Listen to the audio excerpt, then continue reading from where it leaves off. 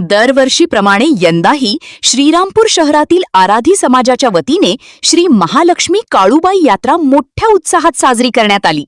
आखाड महिन्याच्या मुहूर्तावर आयोजित या उत्सवात शहरातील मोरगे वस्ती येथील श्री महालक्ष्मी काळूबाई मंदिरापासून देवीच्या सवाद्य मिरवणुकीला प्रारंभ झाला। या वर्षीच्या यात्रोत्सवात आराधी समाजातील महिला, पुरुष आणि तृतीयपंथी मोठ्या संख्येने सहभागी झाले होते। पारंपरिक वेशभूषा आणि वाद्यांच्या गजरात निघालेल्या या मिरवणुकीने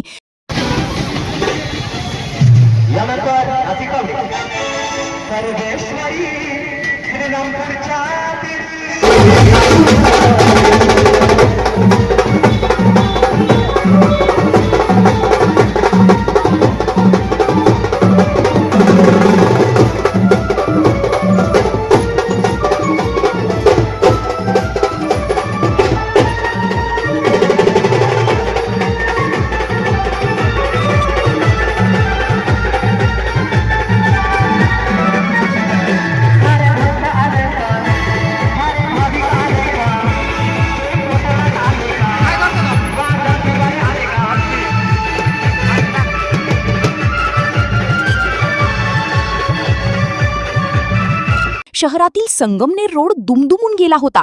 रस्त्याच्या दुतर्फा भाविकांनी दर्शनासाठी मोठी गर्दी केली होती।